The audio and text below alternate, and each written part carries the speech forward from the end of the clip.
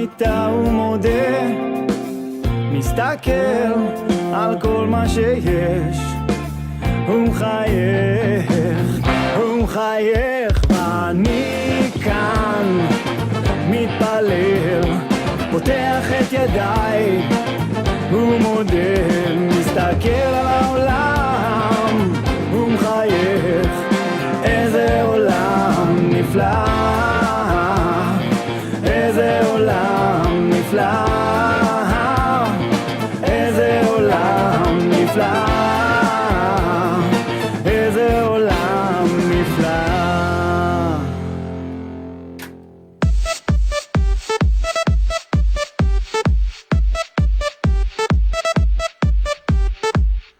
Muy bien, 11 de la mañana, 37 minutos aquí en la República Argentina, 16 grados 7 la temperatura en la ciudad de Buenos Aires. Nos vamos a Costa Rica, allí nos está esperando Brian Acuña, el licenciado Brian Acuña. ¿Cómo estás? Hola Dani, hola oyentes de Radio High, un placer estar con ustedes nuevamente. Bien, ayer no te teníamos en la oficina, pero hoy sí, así que estamos listos para escucharte. Sí, bueno, ayer era feriado patrio acá, entonces era un poco complicado. Quiero hablar hoy un poco respecto a esta declaración que se hizo en Doha, ¿verdad? Donde se reunió un grupo de países islámicos, pues para señalar y acusar, ¿verdad?, de las acciones de Israel contra Qatar de la semana anterior. Debo comenzar, digamos, llamando a una reflexión, lo interesante de que se convocara a una reunión de este tipo debido a las acciones de Israel en contra de Hamas dentro de Qatar, lejos, por supuesto, de la crítica que ya habíamos hecho de que, por supuesto, estamos hablando de una agresión dentro de otro país soberano. Bueno, ya habíamos entrado en esta discusión la semana anterior, pero curiosamente, recordemos que no hace muchos meses atrás habíamos tenido una situación similar de un ataque de Irán contra Qatar, ¿verdad? Por el tema de la base militar de Al Udeid que tiene Estados Unidos dentro de este país, y no hubo ningún tipo de convocatoria. Esto nos sigue demostrando como esa hipocresía existente cuando se trata de Israel, pero bueno, eso es como llover sobre mojado técnicamente. ¿Qué quiero mencionar con respecto a la declaración expuesta? Bueno, los elementos positivos, que tiene elementos positivos por lo menos en el papel, porque todo acá se maneja en el papel, los elementos negativos o las cuestiones de retórica y cuestiones que puedan ser realistas. En cuanto a elementos, digamos, pros de la declaración, podríamos decirte que representa una especie de esfuerzo que hacen los países islámicos para tratar de responder a una crisis inmediata, que en este caso es el ataque de Israel en contra del territorio catarí. Y lo amplían, ¿verdad?, más allá dentro de los pronunciamientos sobre la situación palestina, y empiezan a hacer 25 declaraciones, ¿verdad?, que se van extendiendo a lo largo de toda la reunión, que al final de cuentas para las declaraciones que hicieron, yo creo que con un Zoom habría bastado y sobrado, ¿verdad?, para todo lo que se llegó a decir. En primer lugar, tal vez de los elementos positivos es que dieron, digamos, una imagen al menos de que existe cierta unidad y solidaridad regional, por lo menos en el papel. De nuevo, muchas cosas de esas que voy a decir están en el papel. Incluso hubo quienes mencionaban, entre esos algunos medios árabes, que hablaban de la posibilidad de crear una especie de OTAN del mundo árabe o del mundo islámico para responder en caso de agresiones, y empecé a debatir internamente que no me imaginaba a Turquía, Arabia Saudita e Irán dentro de una misma coalición militar para tratar de responder a una situación de estas, ¿verdad? En todo caso, de los tres ejércitos, el único que medio compone realmente es el turco, y los otros dos pues están bastante escasos en algunos elementos. Aún así, digamos, este tema de la solidaridad ha fomentado la cohesión entre los países para expresar el apoyo total tanto a Qatar por el tema de la agresión como a Palestina, algo que se ha mantenido de todas maneras a lo largo de las últimas décadas, lo cual fortalece una posición diplomática colectiva en foros internacionales. El segundo aspecto es el enfoque en la protección humanitaria, porque se hizo una exigencia del ingreso de ayuda humanitaria a la Franja de Gaza, algo bastante recurrente también, así como un llamado a una reconstrucción urgente y la protección de civiles que, digamos, están abordados dentro de todos estos elementos. Ojo, no, aquí no hay nada novedoso. Todo lo que se ha pronunciado es exactamente lo mismo que se viene mencionando técnicamente desde el 8 de octubre o desde el momento en el que se ha empezado Carlos de Gedeón, ¿verdad?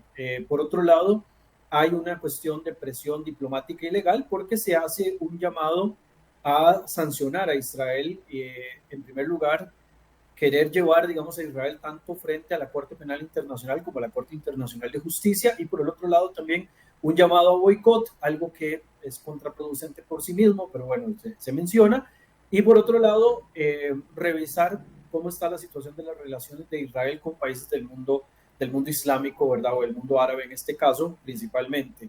Y por último, un par de temas, por lo menos de este punto, es, bueno, apoyo a soluciones a largo plazo, reafirmando el derecho, digamos, de la autodeterminación palestina conforme a la resolución 242 de 1967, aunque sabemos que esta es una de las resoluciones más difíciles de interpretar y muy apegadas a este tema de la guerra jurídica, el lawfare, y por el otro, el reconocimiento de roles mediadores, ¿verdad? Destacando el papel de Qatar, Egipto y Estados Unidos en las negociaciones, en este caso, entre Israel y Hamas, para que no se vuelvan a repetir algún tipo de agresiones de este tipo. Esto en cuanto a los temas pro.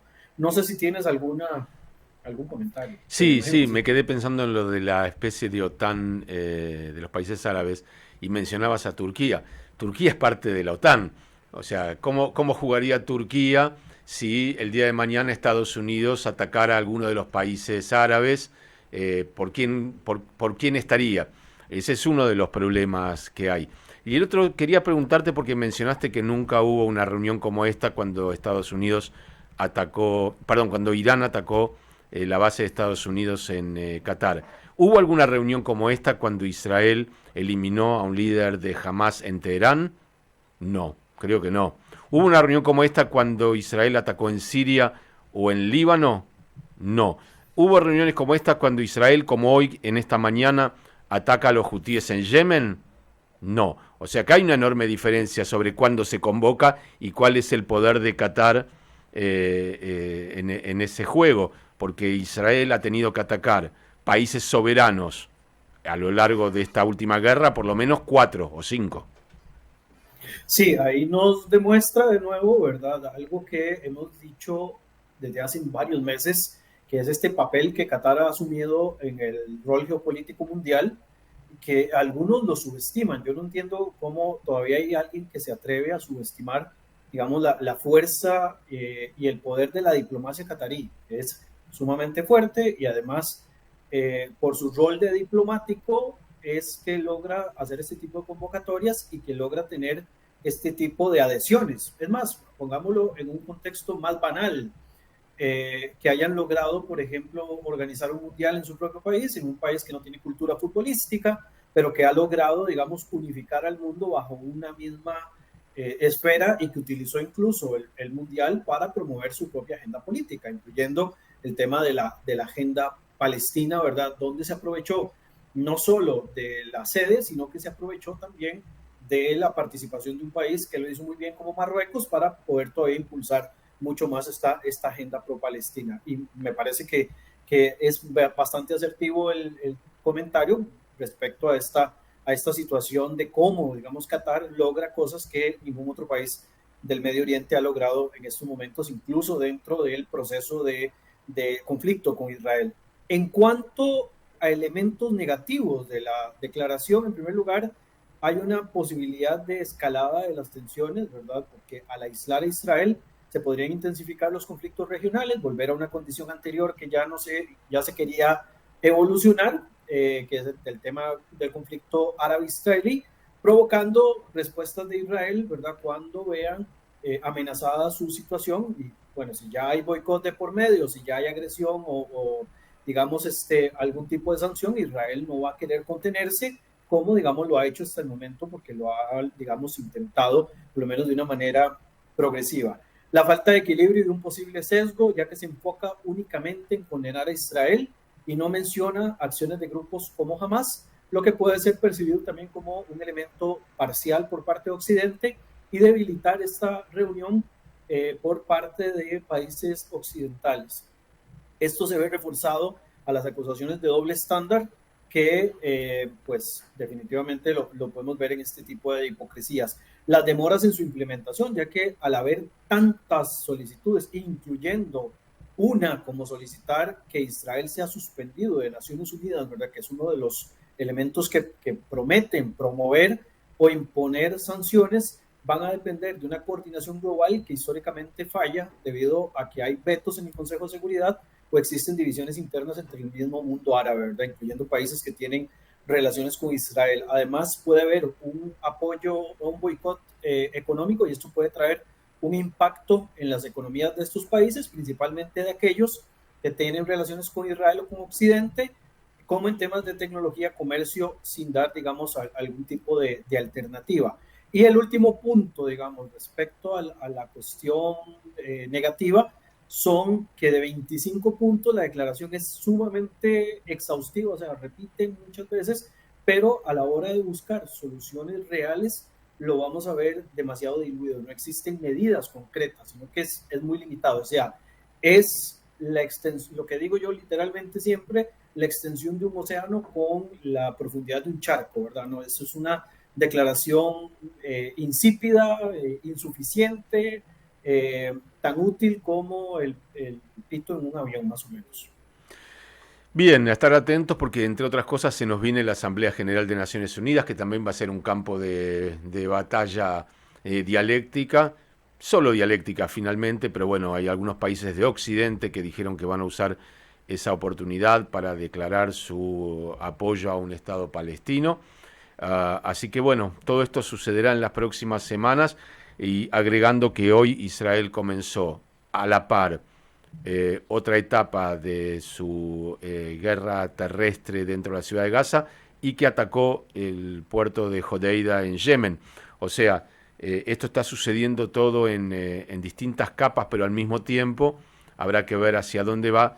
Israel está tremendamente aislada, pero tampoco, como decís vos, ninguno de los países que se suponen centrales y centrados aporta una solución que incluya, por ejemplo, la desaparición del grupo terrorista Hamas para que Israel pueda vivir en paz y recuperar la posibilidad de que sus ciudadanos vivan en esa frontera. Así es, y un elemento que me llama la atención es que lo discutíamos la semana anterior, que presentíamos de que la operación militar se iba a adelantar antes de octubre y pues parece que no nos engañó el tiempo y efectivamente Carros de Gedeón parte 2 da inicio.